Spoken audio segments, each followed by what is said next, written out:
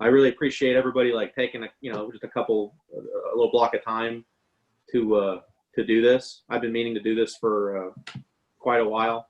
Been trying to make an effort to try to organize the group, and I think with the way that this year's gone, I think people are starting to see the need for that more and more.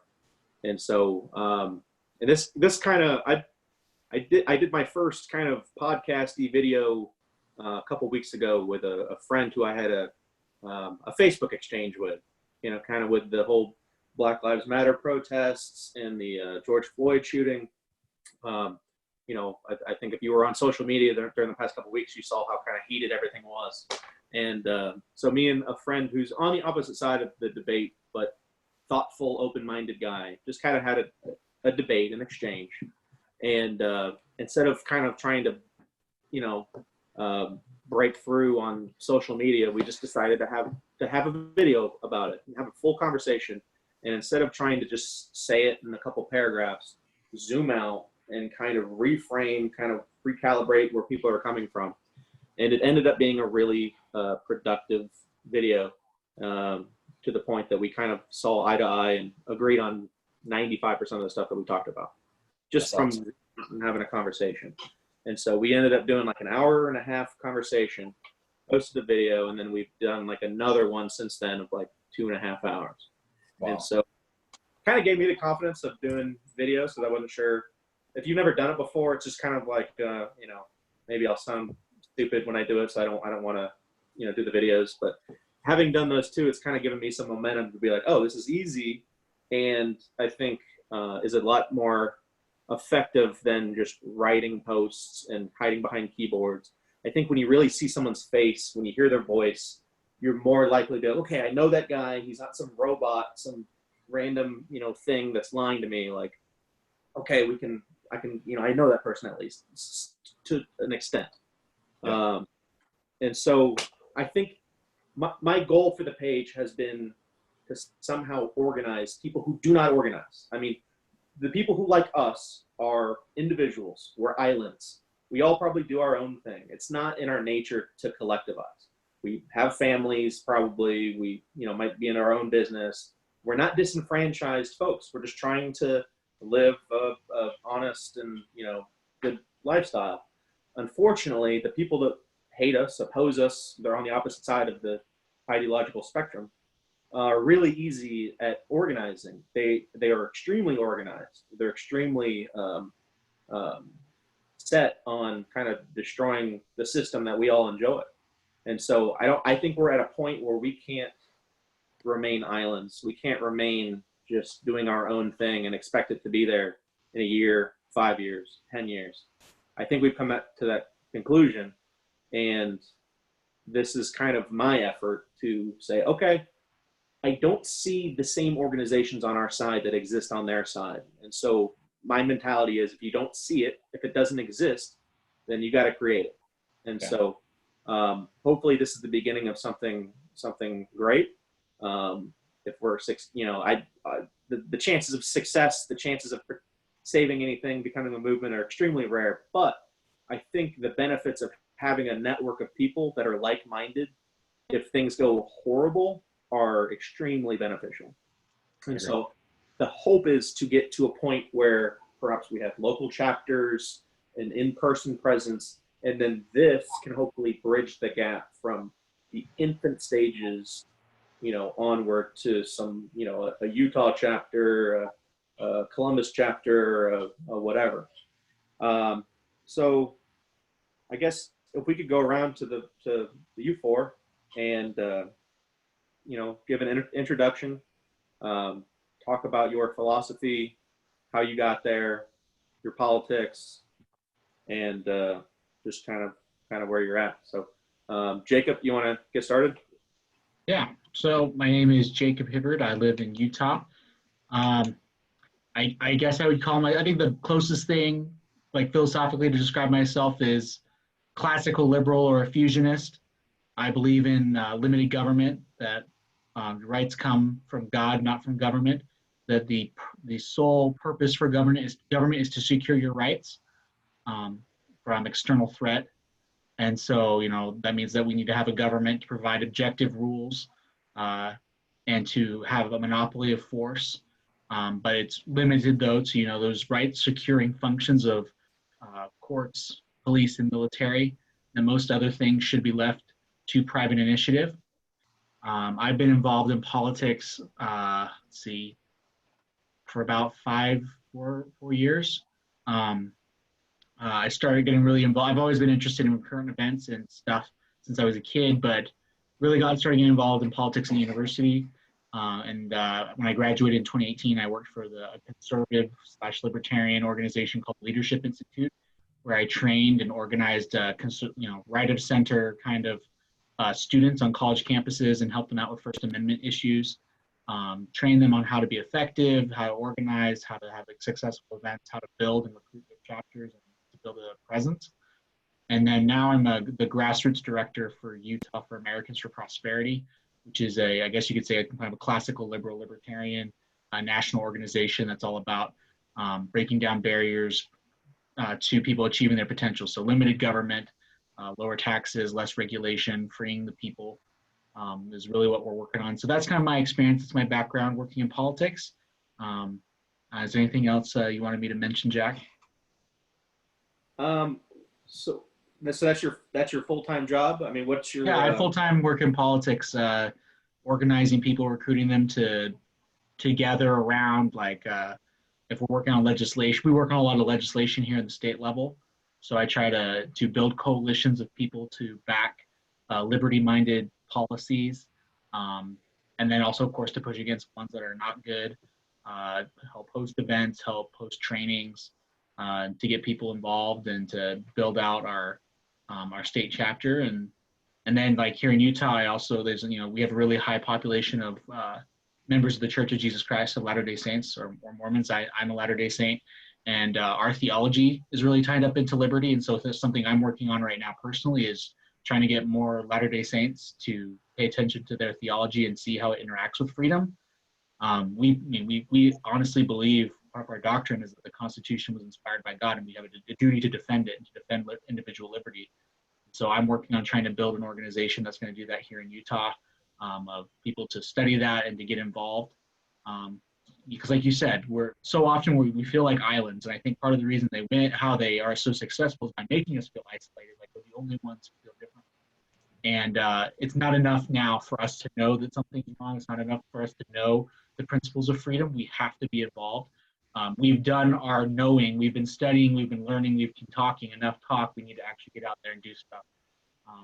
We need now is the time where we need essentially modern day Minutemen to make a colonial reference of people who are going to have the right principles, but they're willing to go put themselves and their time and hopefully not their lives, but that kind of commitment is what we need. And so that's what I'm doing full time with my job, and outside of my job, I'm trying to build groups, like-minded people, and then to teach them the principles of freedom, so that I feel like a lot of people are kind of waking up that there's something wrong and they need the right reason, the right information, because it's really easy to get caught up in other movements that are really appealing to people, especially my age and younger, things like Groypers and this nationalist conservatism stuff, which is basically just progressivism, just a different denomination. And so we have to make sure that we're getting out there, getting our message out there. And that's what I'm trying to do here in Utah. Nice. That's great. Kenny? Oh, yeah. So I'm, of course, I've known TJ for some time, and I only live about 30 minutes away from southeast of Columbus. And so I own a franchise called Filta. So we take care of people's deep fryers. We service them and filter the oil and make the waste oil into biodiesel.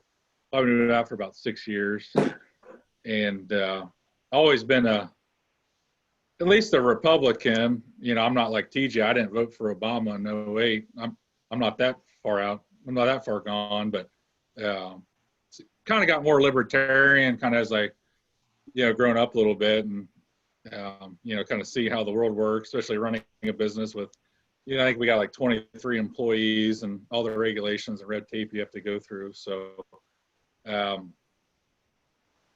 always kind of been in that way, small government, libertarian. I always talk to TJ every time we hang out. I said, TJ, I appreciate what you're doing, but I just feel like this country, we're going so far left so fast that I don't know what we can really do to slow it down, so to speak. Every civilization on average only lasts, 300 to 400 years, and we're getting about that age, so we're just part of a generation that my generation doesn't actually know real struggle. None of us really do. We didn't have to fight wars, we didn't do anything. We're like the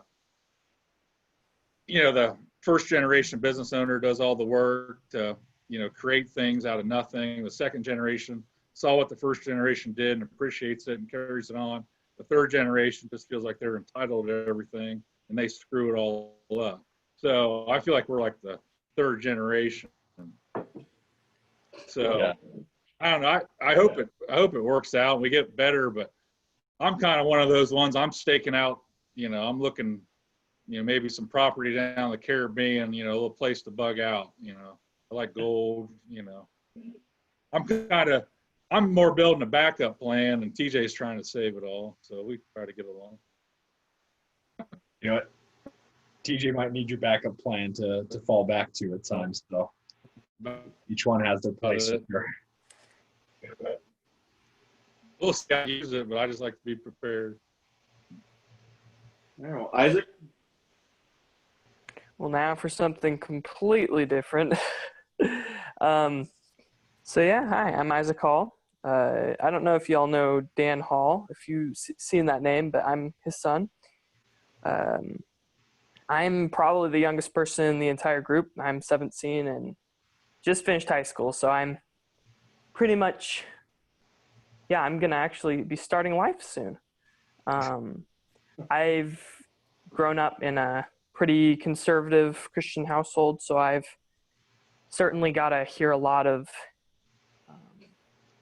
that side of things, and I've also, but as time has gone on, I've had some older siblings go to college and get a little challenged with some other worldviews and whatnot, and so I've gotten to hear a lot of different views on politics and whatnot, and so I've certainly been exposed in different ways like that.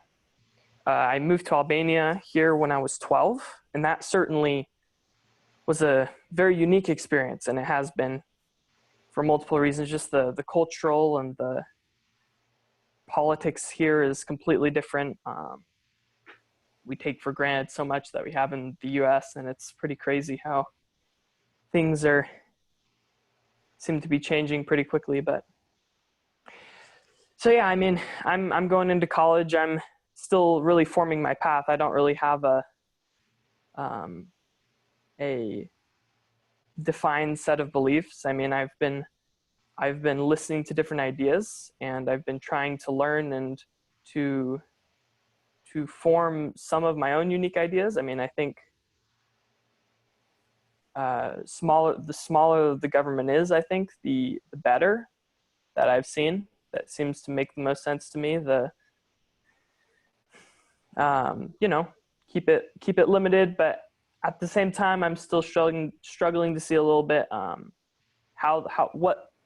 what extent the government can do things, and fitting that in also with my faith and seeing how politics and religion kind of mingle, how the worldview of Christianity kind of how we think of politics, because we want to, at least in my opinion, our faith and our politics should come from the same lens, the same worldview, and so kind of trying to fuse those together. So anyway, I think overall I'm just kind of on a path to discovering the truth. That's one of the reasons I'm part of this group, is want to learn and listen, and you guys seem to have brains and use logic, and that's a good thing, and I'm interested in learning a lot as I listen to this conversation, and maybe add a little bit and ask some questions. Well, it's good to have you. You probably are one of the younger ones in the group, and that is kind of what manhood is. I think is finding truth, identifying struggle, and then participating in that struggle. And it's hard to find truth out there. There's a lot of people willing to speak popular lies, not a lot of people willing to speak unpopular truths. And there's a whole world of information that, at least in the American system, it's not readily available. I think everybody has the same kind of common upbringing, and then I think what each of us noticed is that we're probably where we're at because of our ability to kind of wander off and search and look things up on our own. But it's good to have you here, because I mean, I think much to Kenny's point, there is kind of that mentality of a bunch of people that are just here, have only known prosperity, don't know real struggle, and it's just you grow up and do it. And I think there's a massive failure from people like the generation before me, us, on relaying why why America is the way it is, why we're conservative, why we're libertarian, why we have the ideals that we have. It's just kind of assumed, and I don't think enough people have done a good job at going to the next generation and sharing, this is why we believe what we believe. So I'm happy that you're here. Thank you. Arthur? To what Isaac was saying there, and to what you were just saying as well, I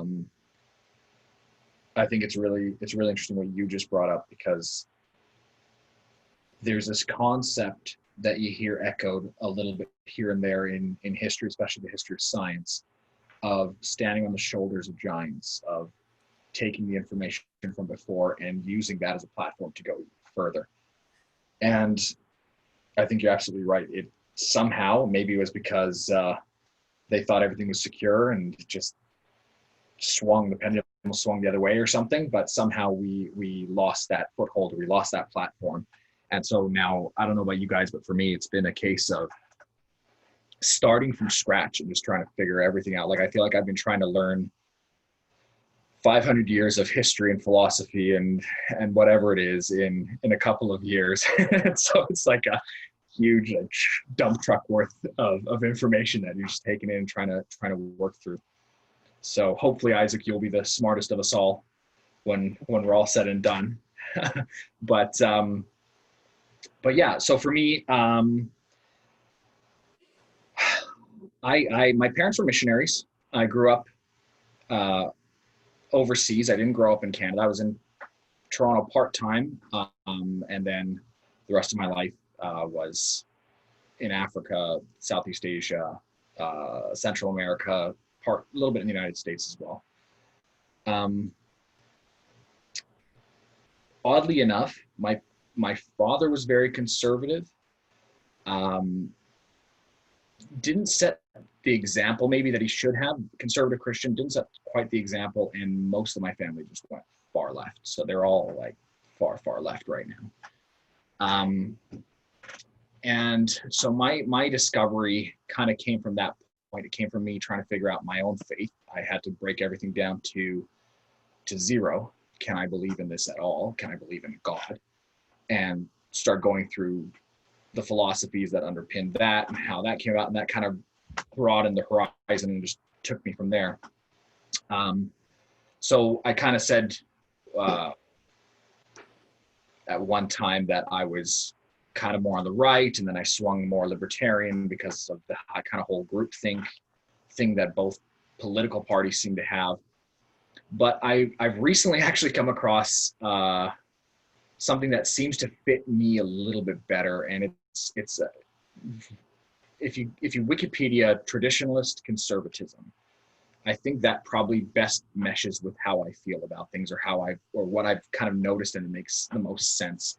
It's still very classically liberal in its foundations.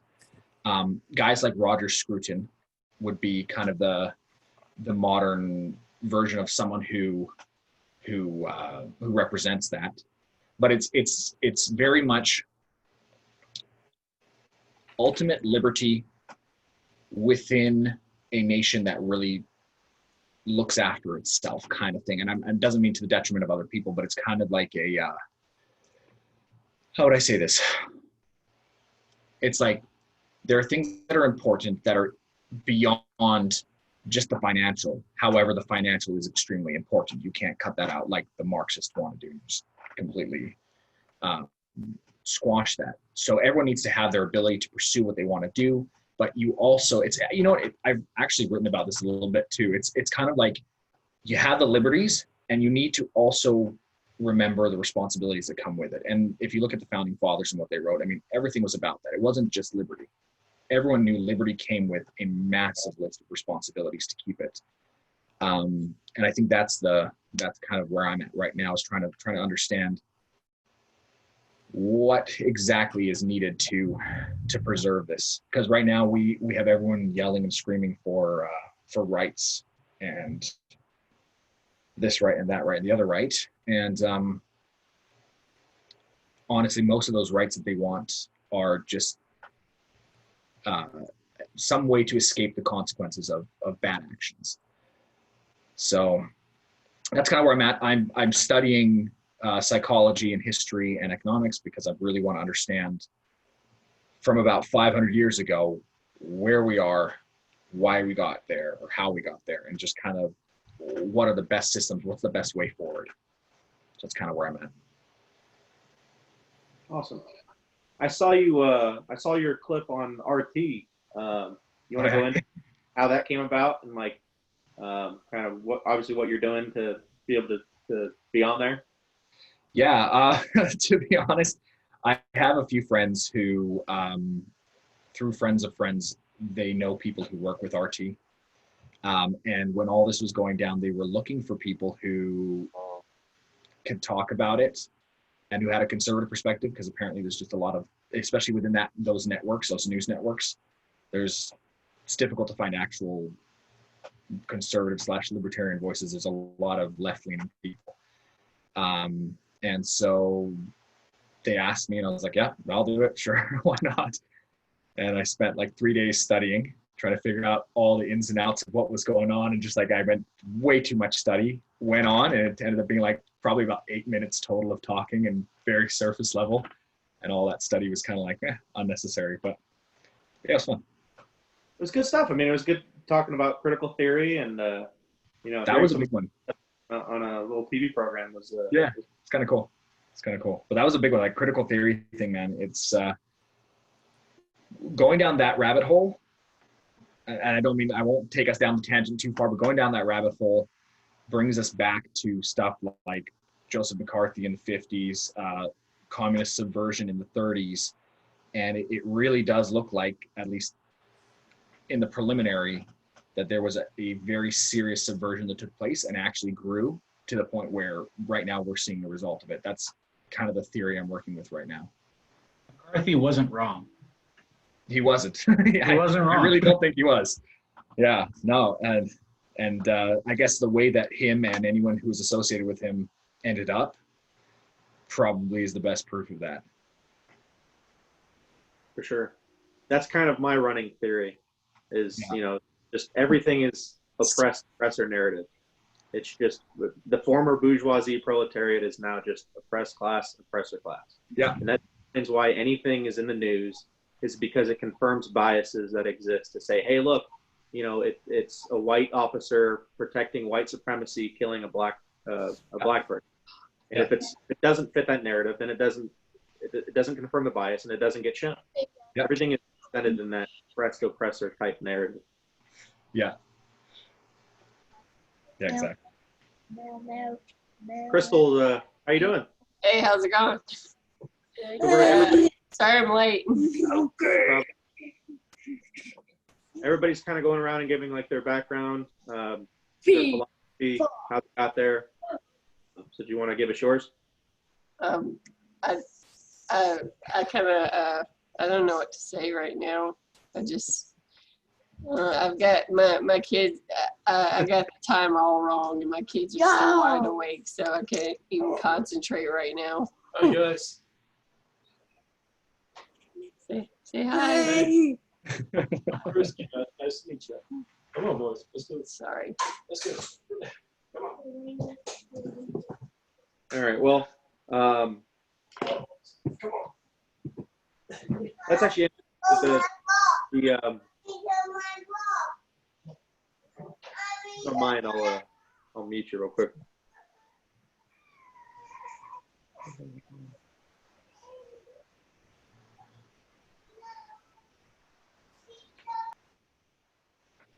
Okay. There we go.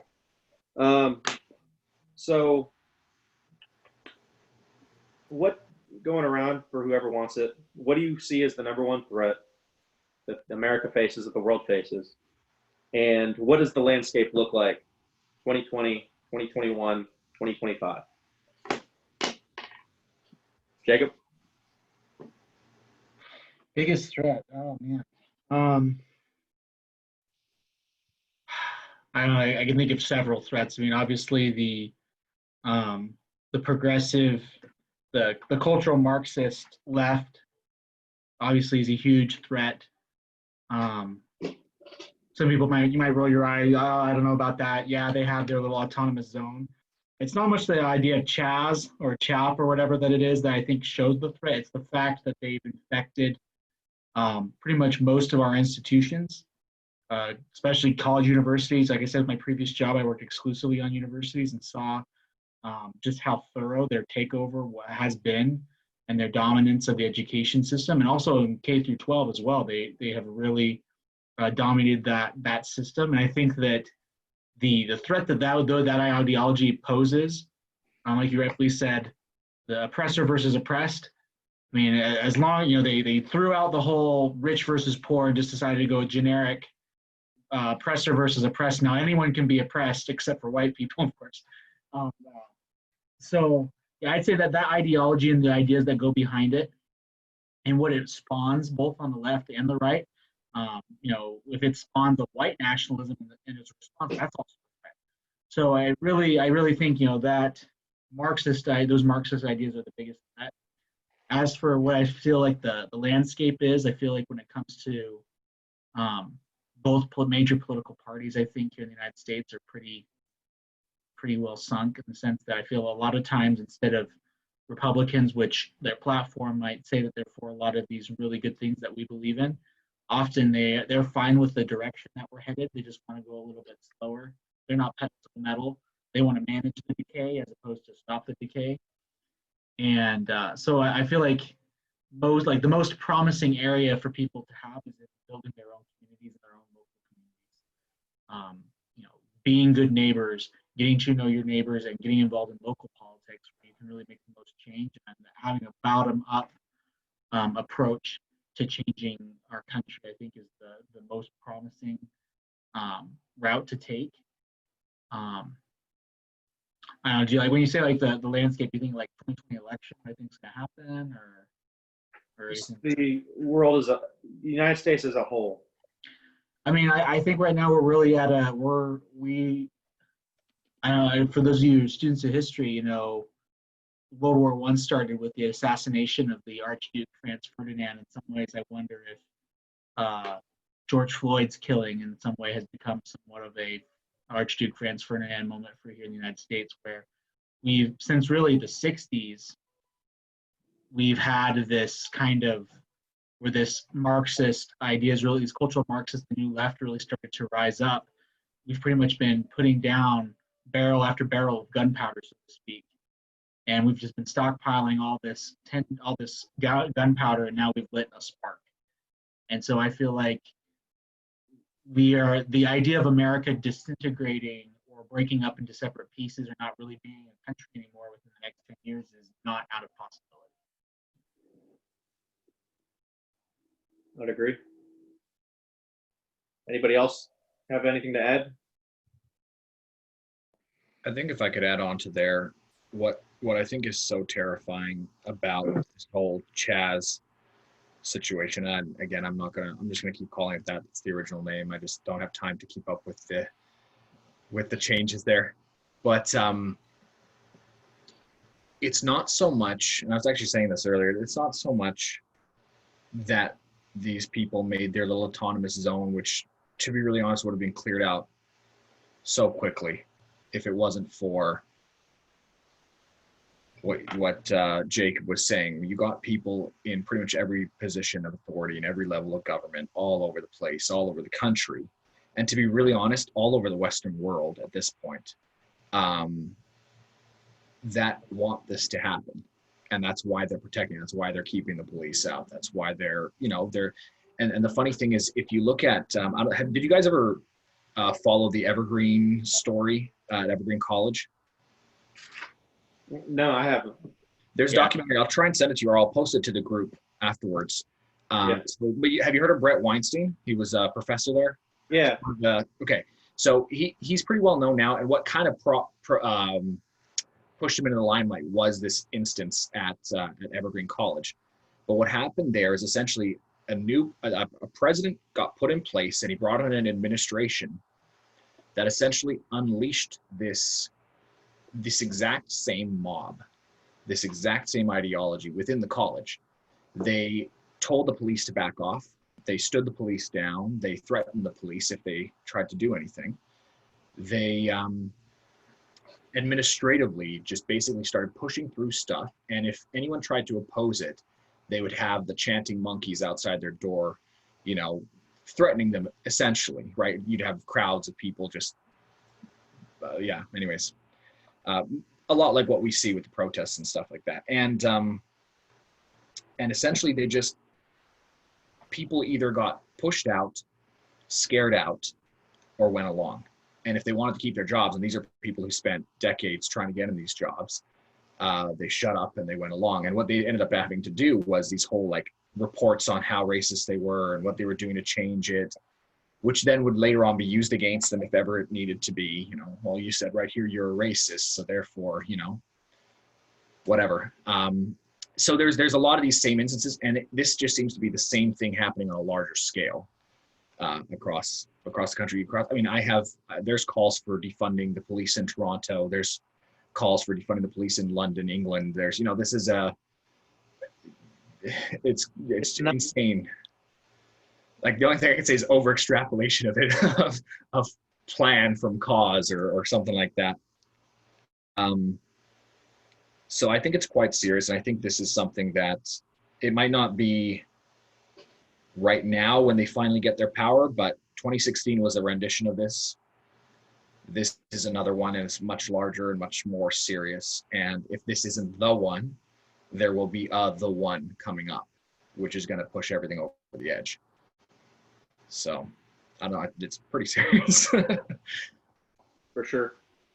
When people talk about, I think for the past few years, people seeing kind of the craziness that's been occurring on college campuses, your safe spaces, your just kind of resegregation, and just kind of all the kind of odd new Marxist, ideology. I think there's been the sense of comfort to think, well, at least when they enter the real world, there's going to be a rude awakening. And I think we're realize that we're the ones up for the rude awakening as they enter the real world. Yeah. Because they're a result of compounded Marxists. You had kind of infiltration into the university in the 60s, and now the people that they trained are now the teachers, and it just completes itself, where you just have this wild left-wing we are subsidizing the radicalization of youth in the United States. Yeah. And they come disenfranchised, and this ideology that appeals to the disenfranchised and the people's kind of need to feel like oppressed and victims, I think is dangerous. I'm not. I don't think things are going to be good, and I think it's going to be immediate. This looks a lot like the Cultural Revolution in China.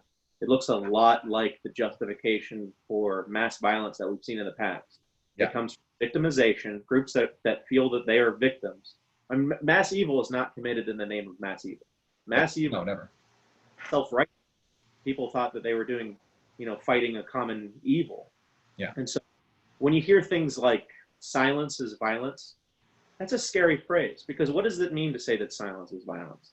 That is a justification for being violent against a non-violent person.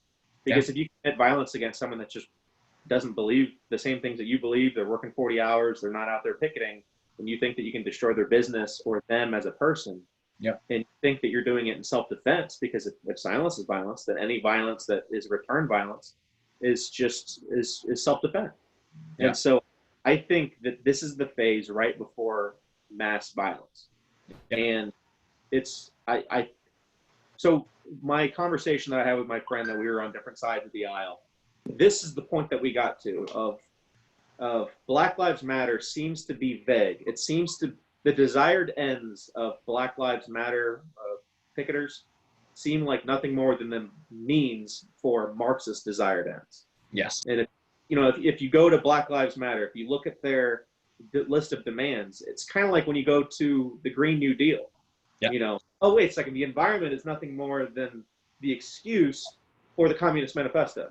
What does ending privatization of schools have to do with Black Lives Matter? That's kind of the opposite. But if you look through, it's just exactly what communists want: free healthcare, public housing, a right to this, a right to that, a right to that. And so where we got with our conversation was that Black Lives Matter seemed to be a front, kind of a pawn for somebody who's more organized than just people who are mad about something they saw on TV.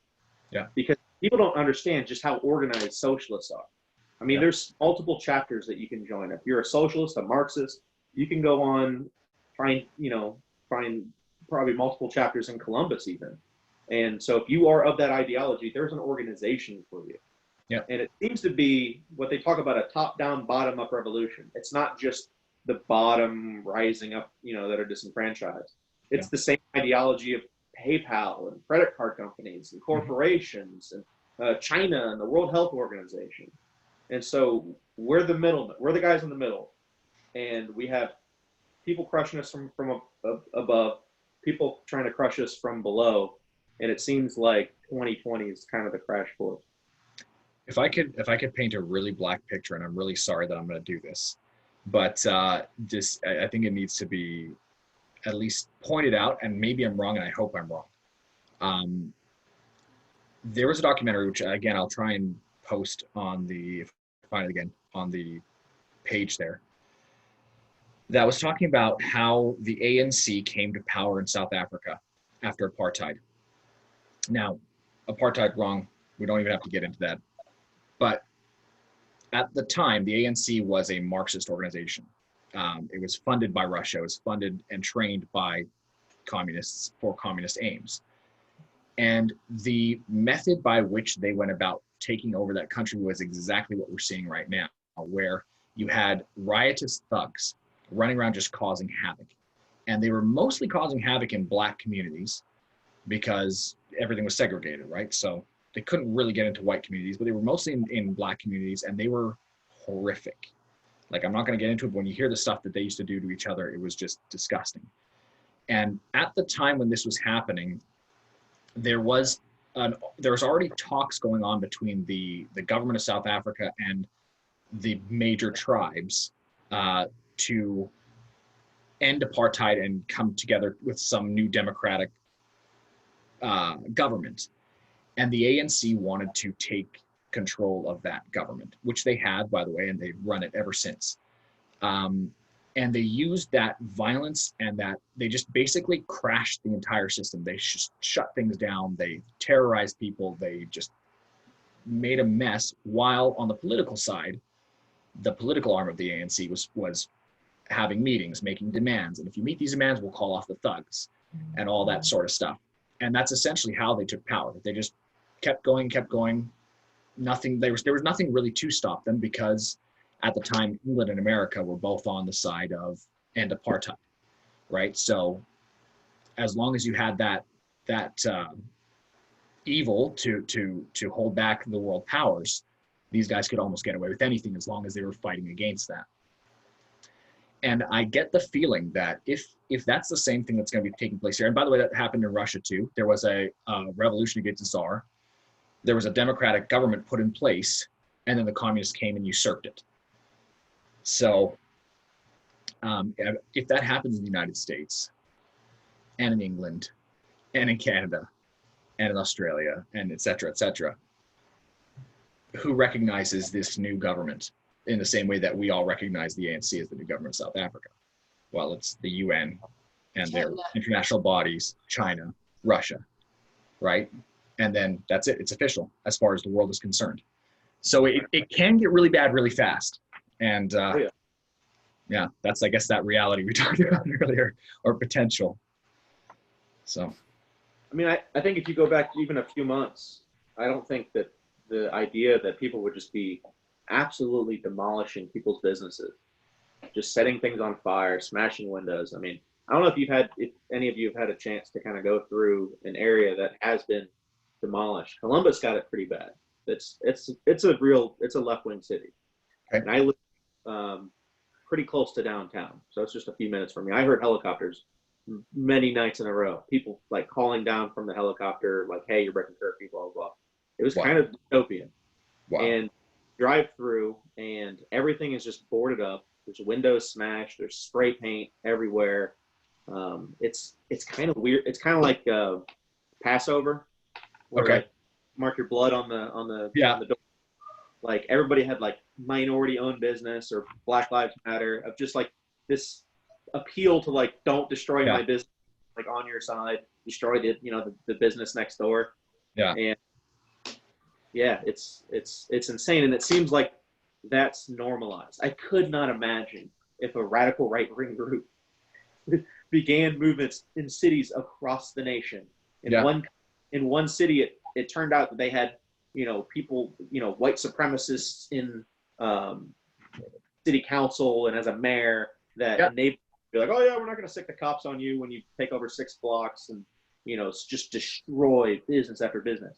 And I feel like here it's just being normalized by everybody. It's being accepted as like, listen, it's their plight.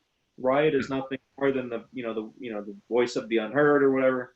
And it's like people are getting killed, people are getting hurt, people are getting people are scared to speak up and say anything. So then you have all these businesses be like, oh, it's fine, I'll clean up the glass, I'll clean up whatever I work for, it's no big deal, because they know if they speak out against it, then they're going to get demolished. Yeah. And that's what's kind of scary about this idea that we're going to get rid of the policing. They don't want to get rid of the policing to not have any police. They want to get rid of the policing to have their own sort of police. Have their own type of brown shirts come in and cause destruction and not have to worry about getting dealt with. Yeah. I see this as it. I mean, you can ask Kenny. Kenny and I have had kind of an ongoing conversation, and 4 years ago, I predicted that this year, Trump was. So I felt that Trump was nothing more than something to run socialism against, because I think you can't just run it against a capitalist, a true conservative. So you need to kind of have a caricature of capitalism and conservatism, and he kind of fits that thing that you run socialism against. So this is my prediction. I felt like as a conservative, I feel like the Republican Party is kind of like mostly fraudulent. Yeah. I think they just have like a bunch of rhetoric that they say, but none of them understand the ideas. Very few of them understand the ideas of liberty. Very few of them actually want to decrease the size of Washington, D.C. And I feel like voting for them or rooting for them is kind of like, I've always said, like betting on the Washington Generals to beat the Globetrotters. They're actors. They're not there to actually be successful or win. Yeah. They get in power and then they do the exact same thing. But I saw the Republican Party do this weird thing where Trump did not have a majority of like conservatives on his side, but they expanded the field so wide that he swallowed up all the delegates. So if they actually had an interest in not letting him be president, all they had to do was run one guy, put in a Rubio, put in one guy, and then that guy would probably win. The majority of people would have then get for just kind of a basic conservative, but they didn't. He got massive media attention on both sides. They broadened the field and then allowed him to accrue delegates and win. So from that point, I just kind of thought this was supposed to happen.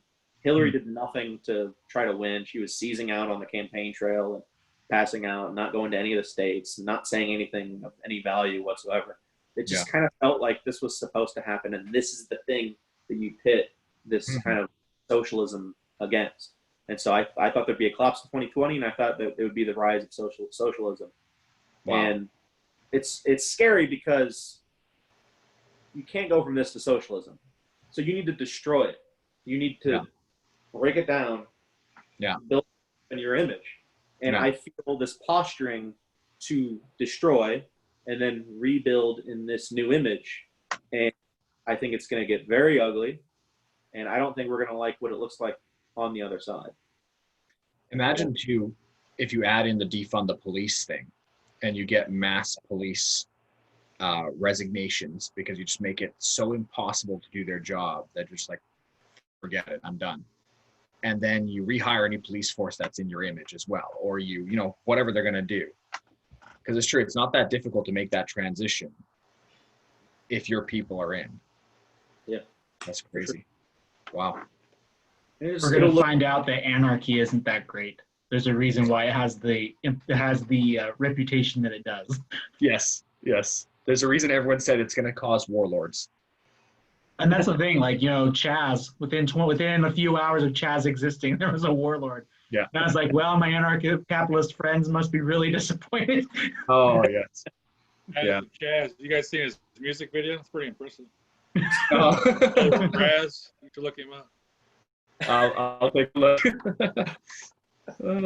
Nice. Jesus.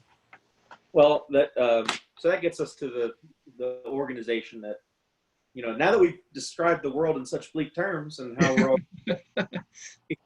We're all going to build bunkers, right?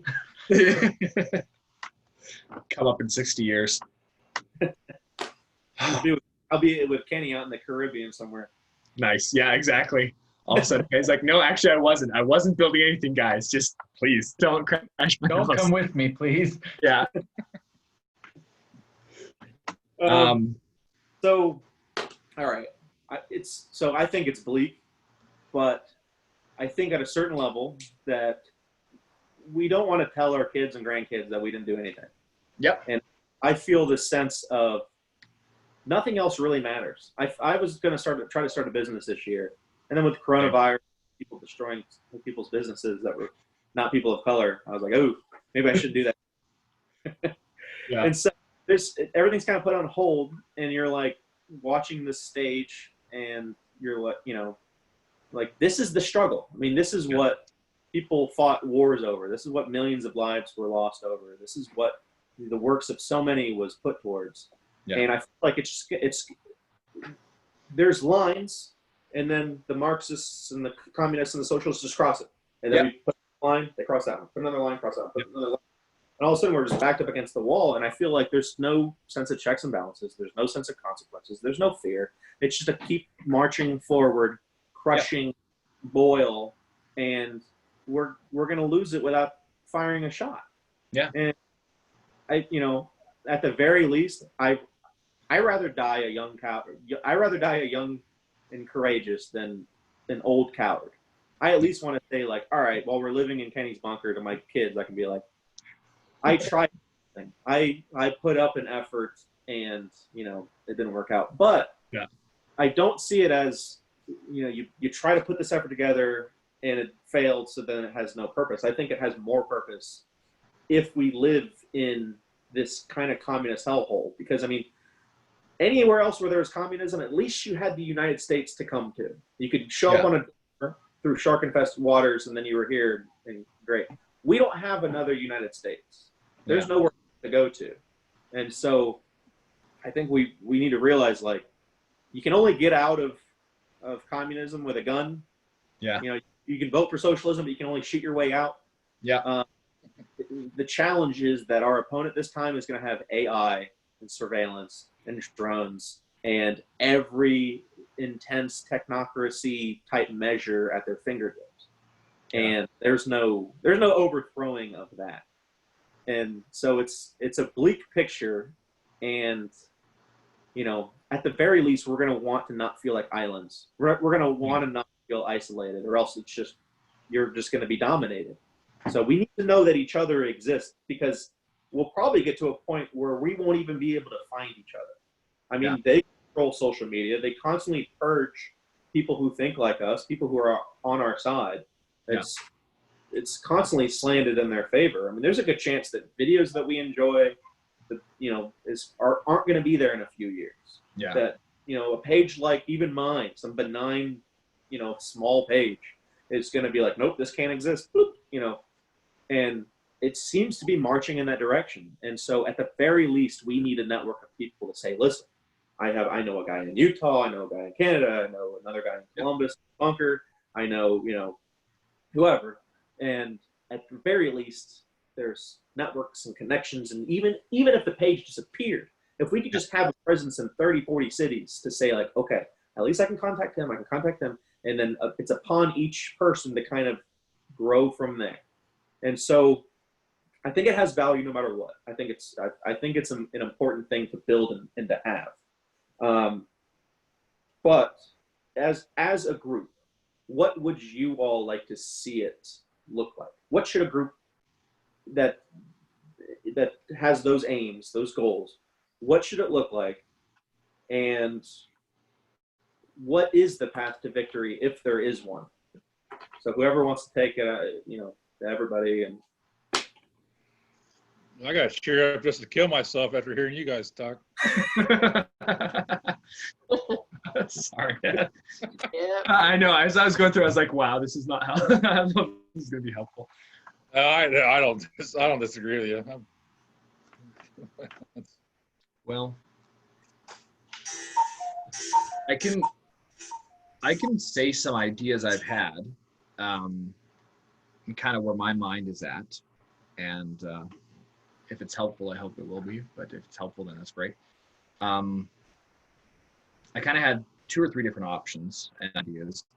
As far as the things I wanted to kind of create, and I think this is a great place or way to start it, was some sort of society that within each city you have, like you said, that network. And it can be something that could even be set up on Meetup or on Facebook or whatever it is, and you actually meet in person. You actually do something. My thoughts were, I'm meeting so many people who miss kind of that more innocent time where you just had, I don't even know how to explain it. I've got to look into it a little bit more before I do this, but where you could have meetings and a dance and chats and debates and talks and just community, I guess, is probably what actually is. And I was thinking, well, I could create some sort of, like I said, society that no matter what city you go to, there is a chapter. Maybe there's a place where you can go have drinks together. There's a bar that's owned or whatever it is, but there's something there. There's some infrastructure. So again, it's kind of just repeating what you're saying, but that is something I'd really like to do. One of the other things that I'm actually working on right now, just looking at the viability of it, is setting up some sort of publication where we'll have probably a handful of different people writing with different segments or podcasts or whatever it is, but it can kind of a conglomeration of all these different people who kind of love Western society, love what we've got, and are trying to preserve it, and then also encourage others. And it's kind of going to range from simple things like film review and book reviews and that sort of stuff that can be helpful and informative to podcasts and articles and whatnot. And one of the things I wanted to have on there too is like a live stream. I wanted to have a presence in England and Canada and Australia and the United States, and have a live stream of it sounds cheesy, but patriotic music. Because you know what? The funniest thing is I listened to this channel of these people singing songs from World War II.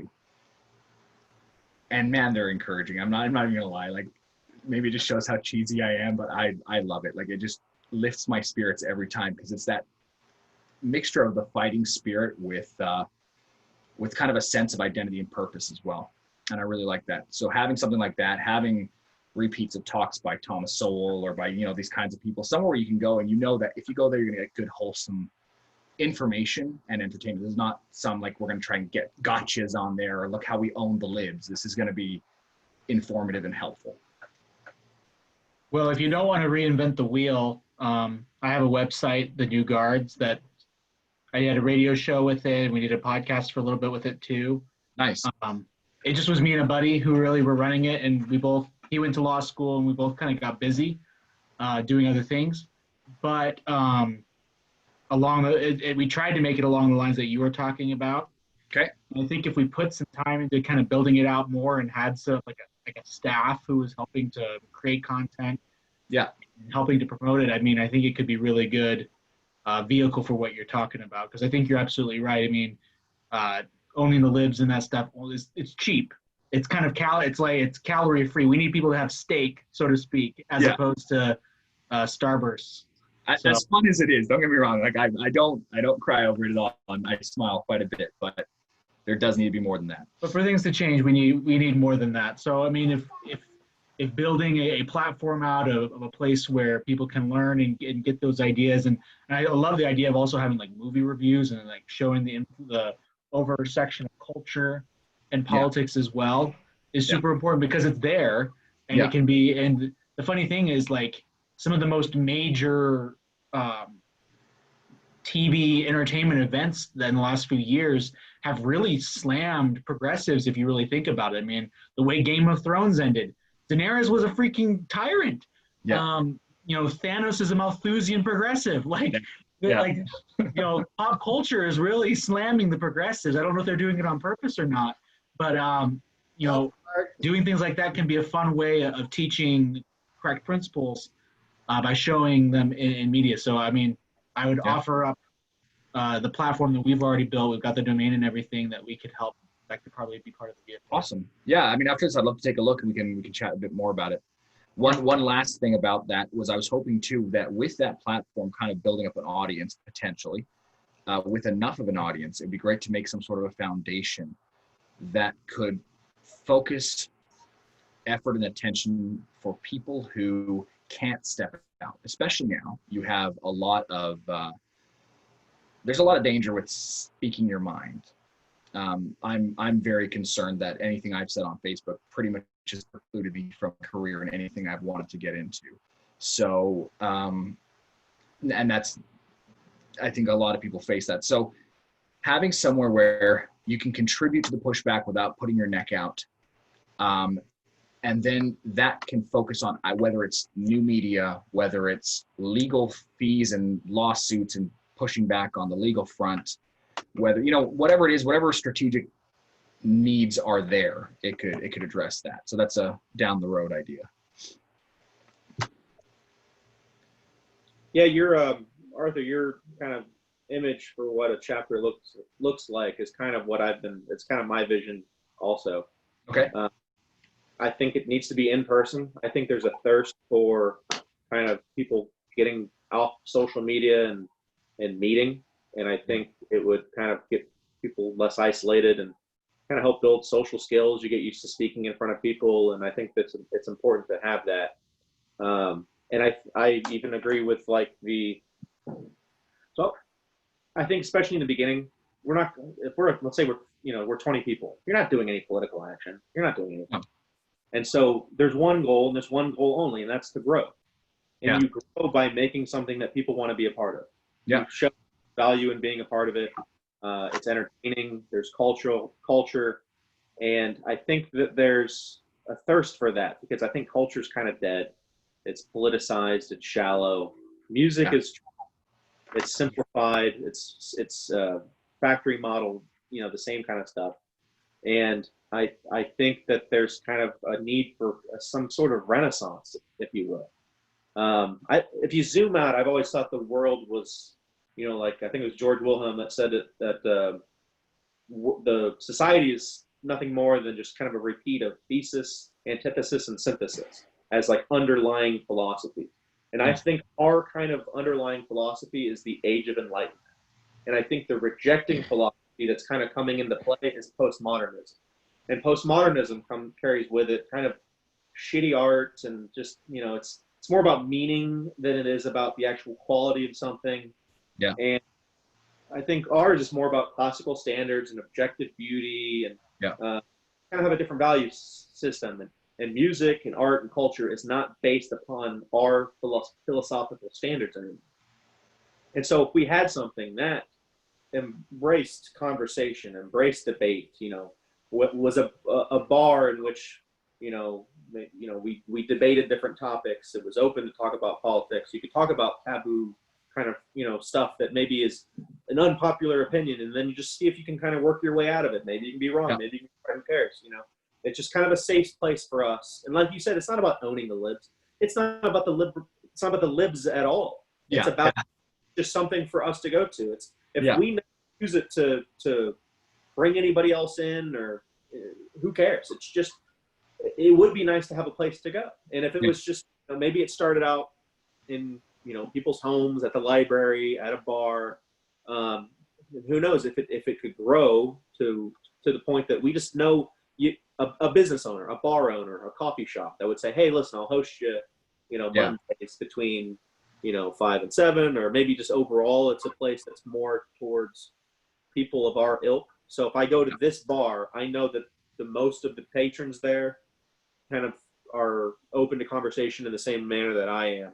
And you can have conversations. And so I think, also another point of the chapter is reaching out to young people like Isaac. Let's say I have a couple kids, and I'm trying to insulate them from their schooling and kids TV shows that seem to have agendas, and it would be nice to have a group of people, a community, to say, hey, listen, this is the things that we've done. This is where kind of things that we can teach them as they're young, and kind of give them a better foundation to start with than kind of anywhere else that they're gonna to get stuff, or else it's just gonna be either you have to be really good at explaining it to your kids, or they're gonna have to discover it on their own, and they're probably not gonna discover it on their own. They're probably gonna end up Marxists at the university. Yeah. And, I think it's just one of the, if you build it and people like it, then then people will come, and there's kind of a thirst for it. I think it can focus on culture. I think it could focus on education. Maybe a chapter meeting where the running theme is a topic. So maybe if we hold another one a week from now, the topic will be healthcare. So while we still do our little thing about how we're going to grow, what are we going to do, develop an argument for healthcare. And now we can kind of get on the same page of like, oh, I've never thought about that part of healthcare before. And we can solidify our arguments and hear like, oh, he's really been thinking about it, and that we come away with a healthcare argument. And I think that's valuable to people. I think if people thought, I have this thing on Thursday, on Friday, I'm a healthcare expert, I can debate people, I think they'll see value in that kind of, in participating. So I think growth is the number one thing.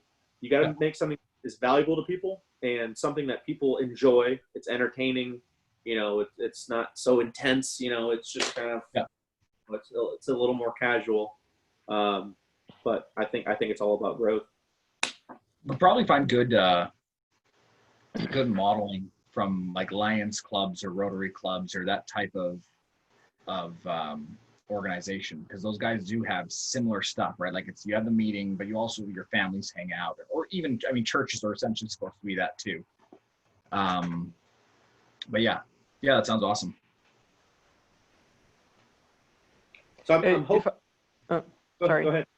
Please. Well, if I might, you look like sound like you were gonna continue on that. So finish your thought, and then I might have something to go off a bit on a tangent. I've already lost it. Go for it. He's exhausted. Okay. Well, I've always wanted to write a book ever since I was a little kid, and these days I've been really thinking, okay, there's actually a need for something other than like you were talking about, the culture and movies and music, and just how doesn't seem to be a lot of good quality art out there. And I just love books like Lord of the Rings, Chronicles of Narnia, and all these, like even these fantasy books that are really enjoyable to read. They're very well done. They're very appealing as fantasy, and they have they have a lot of meaning in them as well. And they give messages on worldview and maybe not politics specifically, but I wonder, do you think maybe that there's a place for kind of to sort of help bring about that renaissance that you're talking about, kind of in literature? Do you think that is something that could help accelerate the process of this idea of bringing free thinking to the world by developing literature? Do you think that would be a helpful to this? 100%. Yeah, I think the chapters could serve as a good vehicle to find people who have talent, who have skills. Let's say you're an aspiring stand-up comedian. What if we were your kind of safe spot to get that started? To say like, okay, this guy thinks he's funny, give him a mic and see what he can do. Or let's say you're a good poet or a writer. This can be the vehicle to meet kind of like-minded people and have a place to kind of share your skills. And the value in that is that the people in the group are kind of entertained and kind of get an exchange of ideas. And the value for the person that has an aspiring skill is they have a place to practice and see if they can get their skill off the ground. And so, I think that's a great thing to have is, people who have aspiring skill that want to write short stories and long stories. And certainly. That's good info. Especially, have you ever read any of the Ayn Rand books? Atlas Shrugged or any of that stuff? Me? Yeah. I have not, but I have heard of them. Okay. I'm not saying you should or shouldn't, but just to give you an example, I know probably 100 people, and I know there's way more than me personally. I know 100 people who read those books, and those books changed their view entirely, and I was one of those people. It's a story, so you go in there, be entertained, and yet you learn, and it kind of like every novel, every storybook, every movie, every show, everything always introduces you to something. It always opens your mind to something, because the minute that you engage with it, you're opening to it, right? And it's fascinating to see the effect that just that one book has had. And the funny thing is that there actually aren't that many, or maybe there are, just we don't hear about them, but there aren't that many good quality fiction books that I know of that really can deliver that message. And that's, so if you're thinking nonfiction, that's great too. But if you're thinking fiction like Lord of the Rings, or you're thinking fantasy, you're thinking something that's a little bit along the lines of entertainment and art, that's brilliant, because there's a huge need for that and a huge market for that, I think. For sure. Yeah, I mean, that's what I've been seeing. There's nothing. I want more material like that, but just doesn't seem to be much out there. So that would be really good to see some more of that. If it doesn't exist, then you got to create it. Exactly. And honestly, even for my kids, like, I'd love to have more picture storybooks of traditional stories, or with, some of those heroes that we grew up with, or that I know because my dad watched them when he was a kid, or heard of them when he was a kid, but I would never have heard of otherwise. But that kind of identify some of the key archetypes and themes that you want people to know going forward. So yeah, that would be a huge help. For sure. So if we make this organization, obviously we can't just be all over the spectrum, so what are the common kind of central tenets that this group should have? If you're a libertarian socialist, you probably shouldn't be welcome in our group, because you just have different, values and goals, and it's just, you're not going to be able to get those two people together and do anything. So what are those, central tenets that we need to say? If you're part of this group, even if you don't quite agree with this, if you're here in this group, you believe these things. You're fighting for this.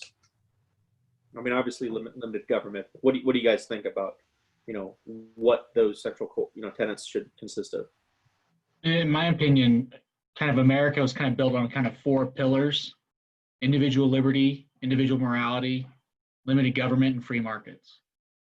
And it's those 4 things, people being free, people having that strong culture of morality, and then having a limited government that protects their rights, and then that free market exchange to pursue happiness and to be prosperous. I mean, I think that those 4 things, I mean, to me, that's what made America what it was, and what I think we all need to look to restore. But that would just be throwing my idea out there. Sure.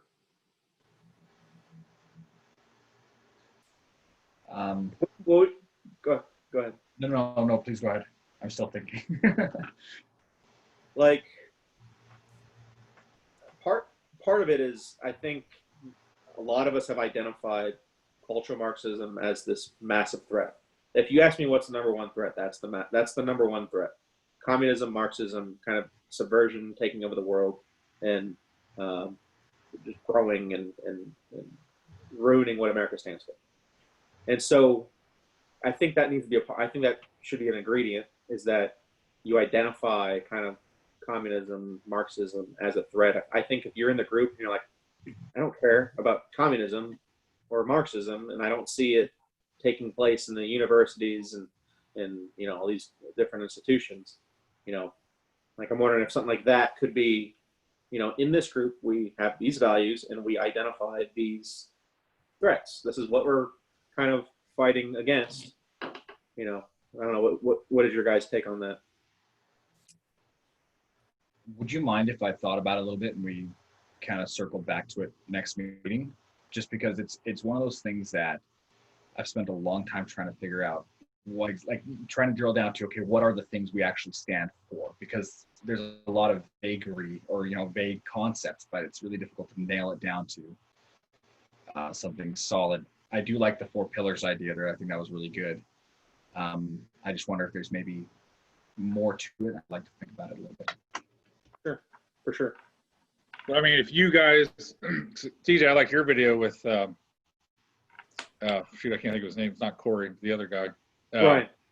Yeah, Ryan. I mean, like it really, because like I've always, been the way I am, but then what kind of opened my eyes was when you talked to him about, hey, what do you think about what does it mean to be conservative and conservative? Like, what are the words? And like, well, I'm not really about tradition. And something I've got from some of my liberal family members, it took me a little bit to catch on, but they really don't think like you care about poor people. Like, they're not really that.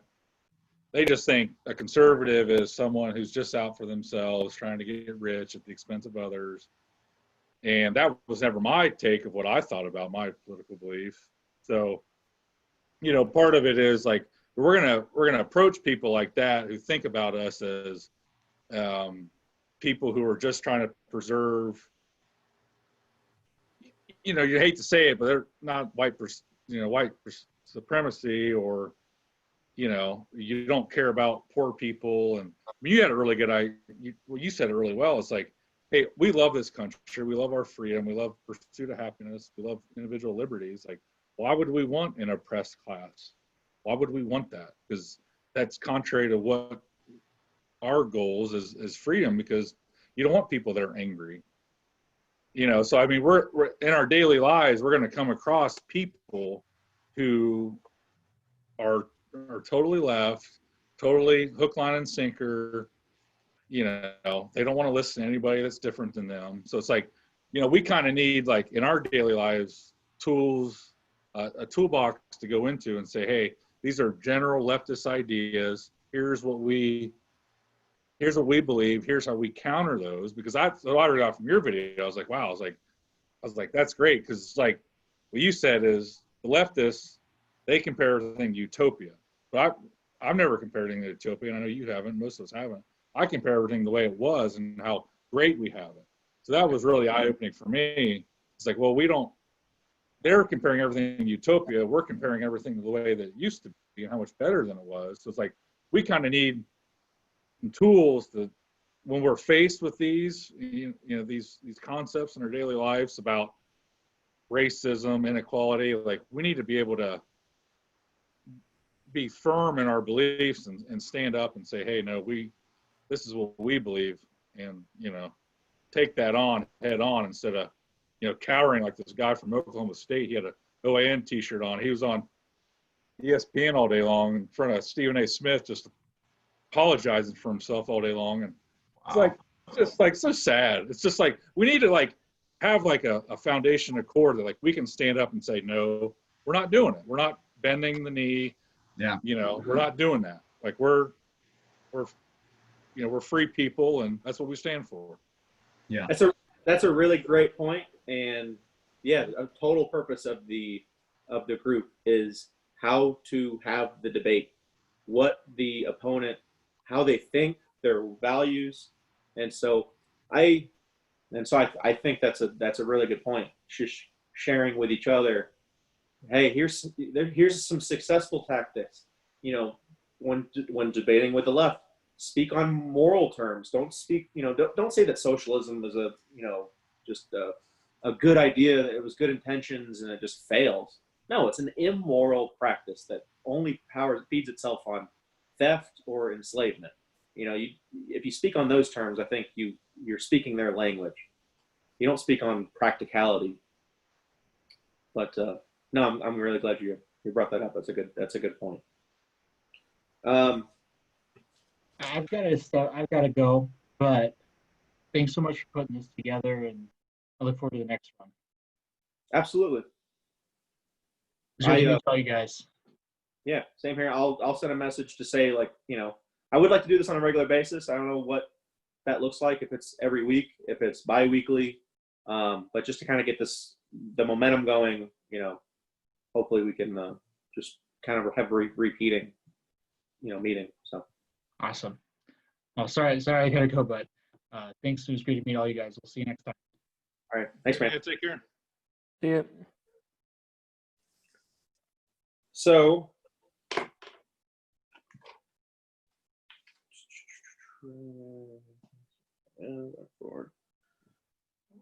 well, that kind of gets me to what do you guys think for I guess future meetings? You know, every week, every couple weeks. Obviously, not everybody has to attend every single one, but you know, I'm thinking, you know, to get things going, to kind of get the momentum going, once a week, open to anybody who wants to attend. You know, a couple hour block in time. I like the idea of having like a theme, you know, so maybe the next one is race relations or, you know, healthcare or whatever, but just something that, you know that you'll come away with kind of a more developed argument as you go through.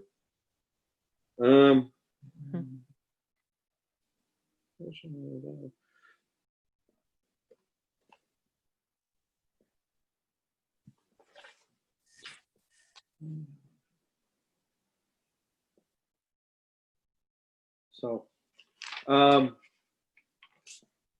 don't know. Maybe that is kind of like a good ending point to say, like, you know, going forward, I'll try to set this up once a week.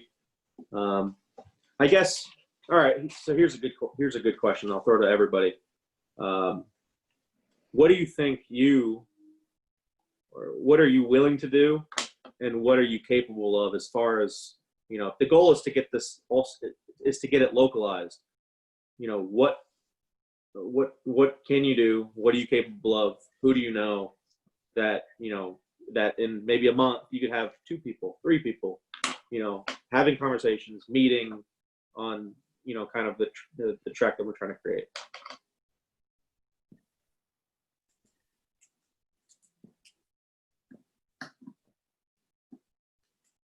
I only know you 4. I don't know anyone else. Like in our own local, would the idea be to bring them to like this, or would it be just to have conversations with people, or both? I guess both. I mean, this can kind of help bridge the gap to, like, you know, that way there's some commonalities where everything's kind of, you know, if they are part of this group, they see what's going on and then localize. But I mean, Gotcha. How many people do you know that really are kind of think similarly, especially young, you know? Yeah. Well, I'll have to figure that out when I move. I know some people, but not that many, and I'm gonna be jumping into a whole new environment. But yeah, I mean, I had some friends. I'm moving back to my hometown, and many of the same people are still there. And I do know some people who would probably be interested in something like this. But yeah, it'd be interesting to actually sit down with people and actually talk about things intentionally. Yeah, so, and then getting them connected. If there's a space, like a general space, that would be I think that would be great, because then we could all meet online in some way, and then like we're talking about, and then like you say as well, kind of just go locally. I mean, yeah, because then you could connect everyone, and then at the same time have local groups. Yeah. Arthur, I was asking, what, I guess, I mean, do you have, I mean, a large, I imagine you have quite a network. I mean, do you have a large group of friends that are kind of similarly thinking? You know, do you think you'll be able to wherever you live, kind of begin the process of kind of just getting a few people to meet that are regular, that kind of think the same as you, that would meet on a regular basis? I'll take a look. I'll see what I can do. I've got a pretty big network, but a lot of them aren't here. A lot of them are, all over the world. So, yeah. Let me have a look. Let me see. Okay. Why don't you unmute Crystal? I thought she brought all kind of people into the group. She should say how she did it. We could learn something. Can you unmute yourself? You muted her. You got to unmute her. Am I the only one that? No, she did it. All right, there you go. I know a lot of people around here with the same beliefs that we pretty much have with liberty, individual liberty, very big with me, my family. And I know two people who are running for office right now. I don't know them. I just, they're Facebook, and I talk to them pretty frequently. And I try to bring one of them to the group. He's too busy. But the other one, I think he's running against Scott DeJorle for Tennessee, U.S., whatever. But I don't know how often I would be able to like meet people and, whatever. But I mean, just like anybody who I come across that thinks like us, and like extend like, hey, you should come check us out at the Classical Liberal Society, and usually they like it, they enjoy it. So yeah. Crystal's invited. She's probably brought in 100 of the 600 people that are in the group. Nice. So yeah, I appreciate just the people that you've contributed to such an org. So I tell you, Kenny and I have kind of tried begin the process of, meeting here, just small little meetings. We had a mock meeting. It was literally just the two of us at a bar, and went over like what every weekend though. It's like, it's usually what we talk about when we hang out, but we at least did like what a meeting would look like, and kind of had like an agenda and some questions. And granted, it was just the two of us. I think it would go very well. I think we could have talked for 9 hours, and we had to get it done in just a couple hours. I think, maybe just to kind of keep things standard, anybody who starts it, if you start one in your city, here's how you start it, as opposed to just being like, I'm going to meet my friends and I have nothing, I'm not sure what to talk about. So it could just be like, here's just some basic questions. Start with these questions. They're really open-ended. They really kind of drive like, what somebody's about. And, we'll start with these questions. These will be the topics on the agenda, and this is kind of how we grow the group. And I think it, starting small at bars, at people's houses, just a few friends, and then make it kind of everybody's mission to say, all right, I need to find one more guy. And I think it's a snowball. We got to just build it. It's going to be really hard in the beginning. And then once you get it going, then it'll accrue snow a lot easier. And so I think we're just at that initial step where I think there's a want. I think obviously people identify that this needs to exist. And it's just getting the momentum going and getting it rolling. That, you know, maybe next week we have the Zoom and there's 15 people, then there's 22 people, and then there's, you know, for example, somebody reached out to me that has a network of 10 in Los Angeles, that they're thirsty for something, that they, you know, wants to be a part of what we're doing. That could be an immediate chapter of 10 people in Los Angeles, where we say, okay, this is your agenda, this is the kind of stuff to talk about, you know.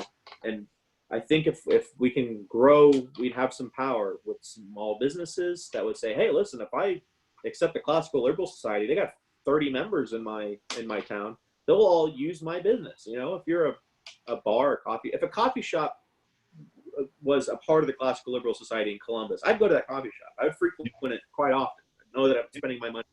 So I think there's, you know, if we can just build it just a little bit, then things will start opening up for us.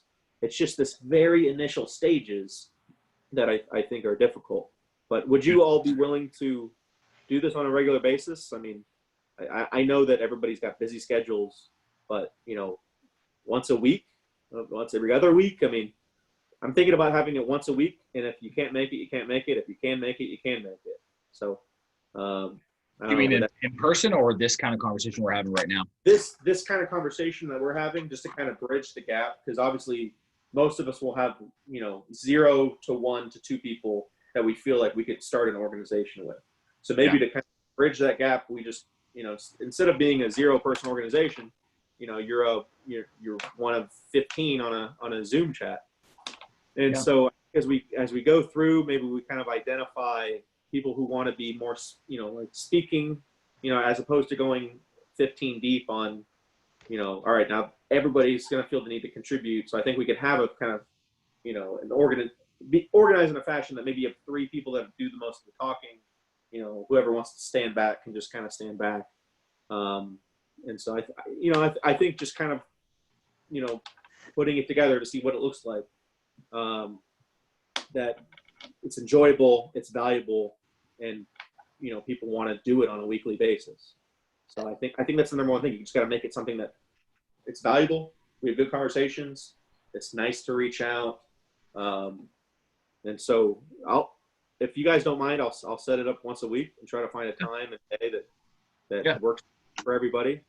And then hopefully this kind of bridges the gap to, they got one started in, you know, Grand Rapids. Now they got one started in Cincinnati. Now they got, you know, and then maybe at that point, let's say the guy that has 10 people in Los Angeles, well, then the guy that started it, the lead chapter guy, can just be a part of kind of the national Zoom, and then do his own thing with his local chapter with kind of an assimilation with us.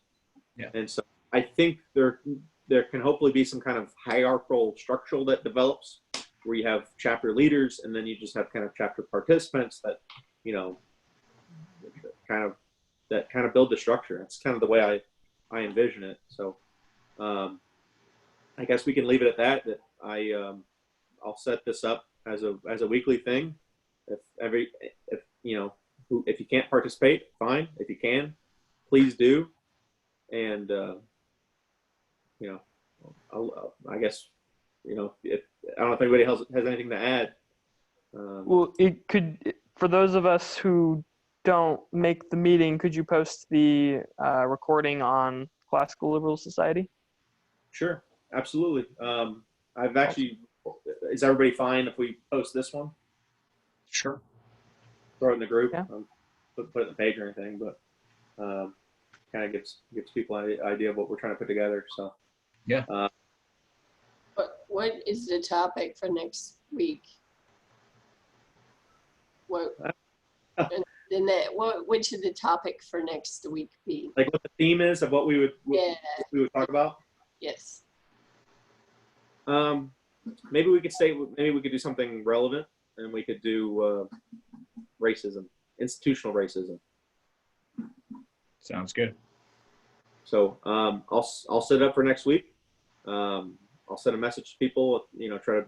We got to get some you know, people of color on. You can't just have a bunch of white people like we got here. Well, we got to talk about racism. we got to dig deep. Will join us. Well, I get rid- us being white, that's racism, supposedly, you know? Yeah, there you go. Just us being white, you know? Yeah, exactly. According to that white privilege book, whatever. I don't know. White fragility. Yes, exactly. That piece of garbage. Mhm. TJ, just get a hold of Thomas Sowell and have him come on as a guest speaker. Can you do that? Yeah, right. Oh, I'll that'd be just have great. I'll have a portrait of him in the back. Oh my Um, god. I think this was good. It's kind of good to see faces. I mean, I've had this page for 4 years, and you know, I don't think anybody's seen my face or heard my voice. So it's good to kind of, you know, reach out. I think once you see somebody, once you talk to somebody, it makes it a lot easier to say, okay, that person reached out to me. I'm going to work with this person, as opposed to if you're just words on a screen. You're like, I don't know how committed this person is. I don't even know who I'm dealing with. And so I think it is important that we take it to the next level. And this is kind of, most of social media I feel is not productive. It's destruction. It's just, it doesn't serve much of a purpose. Yeah. But 5% of it is constructive. And I think it's stuff like this long form conversation, that you can really kind of get to the bottom of things and have true conversations, I think is actually productive. I know when I had the conversation with a friend of mine, I hadn't talked to him in 12 years. And we come to the table, we have a great conversation, and we've had, you know, we made another kind of video podcast. I think we're going to keep doing them on our own. And it's kind of a good, you know, coming from different angles kind of conversation. We've had like a running text message kind of chat. And so it felt a lot more productive than anything you write, anything you participate in, Facebook, Twitter, anything like that. Yeah. So I'll leave it at that, and I'll send a message and kind of set the next one up. But I really appreciate everybody's time. I think we got some really valuable members here, and I think it's a conundrum that we have to figure out. Yeah. The problem is there's a group of people above us and below us that want to destroy everything that we stand for and want to live by. So that's our puzzle. How do we solve it? And step one is you can't do it alone. Step one is we got to realize that we need to become collectivists. And as gross as that sounds, it's not in our nature. You know, getting us together is like herding cats. It's not easy to do. But if we can do it, I think it's going to be a very valuable, productive organization. So I'll leave it for next week. I appreciate everybody's time, and we'll leave it there. So Awesome. It was nice to meet you all. And it was really nice to, get us All right. chatting. Good night, all you guys. all right, we'll see you. All right. Later. Good night.